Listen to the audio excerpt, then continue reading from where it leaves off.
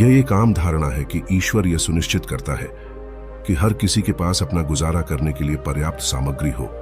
वह कभी किसी को बेसहारा नहीं छोड़ेगा। यदि किसी के पास किसी आवश्यक चीज की कमी है तो यह माना जाता है कि एक उच्च शक्ति उन्हें प्रदान करने के लिए हस्तक्षेप करती है। हालांकि धन और गरीबी के बारे में हमारी धारणा अक्सर दूसरों से अपनी तुलना करने से उत्पन्न होती है। उदाहरण के लिए, यदि हमारे पास 10 रुपए हैं और किसी और के पास 100 हैं, तो हम तुलना में गरीब महसूस कर सकते हैं। हम दूसरे व्यक्ति की कड़ी मेहनत और व्यक्तिगत जरूरतों जैसे कारकों को नजरअंदाज कर देते हैं, केवल उनके धन पर ध्यान केंद्रित करते हैं। नमस्कार मित्रों, अक्षरानंत चैनल में आपका स्वागत है। आज की इस गौतम बुद्ध की प्रेरक कहानी के माध्यम से आप सच्ची समृद्धि पर बुद्ध के दृष्टिकोण को जानेंगे और यह भी जानेंगे कि उन्होंने प्रत्येक व्यक्ति को अमीर क्यों कहा। गौतम बुद्ध के ज्ञान की यह कहानी आप पर गहरा प्रभाव डालेगी और आपके जीवन के लिए बहुमूल्य शिक्षा प्रदान करेगी। एक समय की बात है, एक राज्य के राजा ने गौतम बुद्ध को कुछ दिनों के लिए अपने राज्य में आने का निमंत्रण दिया।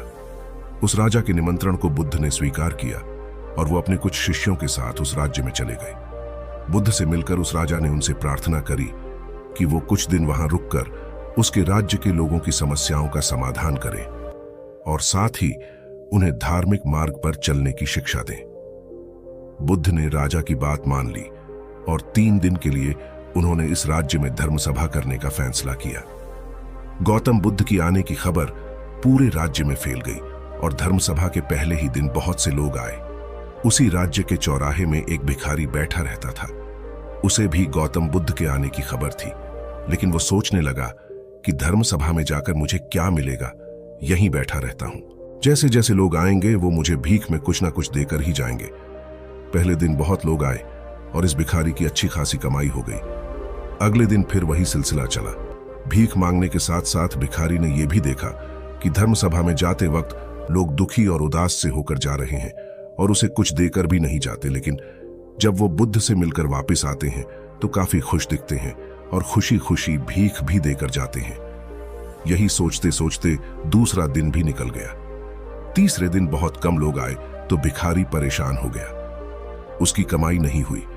उसने सोचा कि बुद्ध सबकी समस्याओं का उपाय दे ही रहे, तो क्यों ना मैं भी उनके पास जाऊं और अपनी इस निर्धनता को दूर करने का उपाय पूछूं।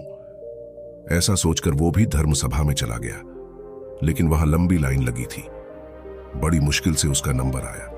बुद्ध के पास पहुंचकर उसने प्रणाम किया और बोला, भगवान, इस गांव में सभी लोग खुश हैं और सभी धन सुविधा से संपन्न है, फिर मैं ही निर्धन क्यों हूं? उस भिखारी को देखकर भगवान बुद्ध बोले, तुम निर्धन इसलिए हो क्योंकि तुम हमेशा दूसरों से मांगते रहते हो, लेकिन कभी किसी को कुछ देते नहीं। तुम सोचते हो कि लोग तुम्हें भीख में बहुत पैसे दें, लेकिन बदले में तुम किसी को कुछ देना नहीं चाहते। ऐसा सुनकर वो भिखारी बड़ी हैरानी से बोला, भगवान, मैं क्या लोगों को कुछ दूंगा? मेरा तो खुद का गुजारा भीख मांगकर चलता है, मेरे पास देने को है ही क्या? बुद्ध कुछ देर के लिए मौन हो गए और थोड़ा देर रुकने के बाद बोले, तुम बहुत मूर्ख हो। किसी को देने के लिए या दूसरों के साथ बांटने के लिए ऊपर वाले ने तुम्हें और हम सभी को बहुत कुछ दिया है। मुस्कुराहट दी है जिसे तुम दूसरों के साथ बांटकर उनमें आशा और उम्मीद जगा सकते हो। आवाज दी है जिससे तुम मीठे शब्द बोलकर लोगों की तारीफ कर सकते हो। 2 हाथ दिए हैं जिनसे तुम दूसरों की मदद कर सकते हो। एक स्वस्थ शरीर दिया है जिससे तुम भीख न मांगकर मेहनत का काम कर सकते हो। ऊपर वाले ने जिसको ये चीजें बिना किसी कमी के दी हैं, वो कभी निर्धन नहीं हो सकता। तुम निर्धन हो तो बस अपनी सोच की वजह से। जैसे जैसे तुम इस सोच से बाहर निकलोगे, तुम खुद को दूसरों जितना ही अमीर समझने लगोगे और तुम्हारा जीवन भी सुधर जाएगा। दूसरों की खुशी देखकर उनसे अपनी तुलना मत करो। ऊपर वाले ने हर किसी को धनी बनाया है, बस जरूरत है तो अपनी सोच को सुधारने की। भगवान बुद्ध की बातें सुनकर उस व्यक्ति को अपने जीवन का मूल्य समझ आ गया और वो उनके दिए उपदेश के अनुसार अपना जीवन जीने लगा। हम सभी लोग जब दूसरों से अपनी तुलना करते हैं या दूसरों को खुश देखते हैं तो हमें लगता है कि हमारा ही जीवन खराब है और बाकी सब मजे में है। हम कभी अपने जीवन की अच्छी चीजों पर ध्यान नहीं देते। हम कभी ये नहीं सोचते कि भगवान ने हमें एक स्वस्थ शरीर दिया है जो कि सबसे मूल्यवान चीज है। आप भले कि कितने अमीर हों, अगर आपका शरीर काम का ना रहे तो वो पैसा भी किसी काम नहीं आता। और दूसरी तरफ अगर आप गरीब भी हैं लेकिन आपका शरीर एकदम स्वास्थ्य है तो आप अपने आप में एक अमीर व्यक्ति हैं।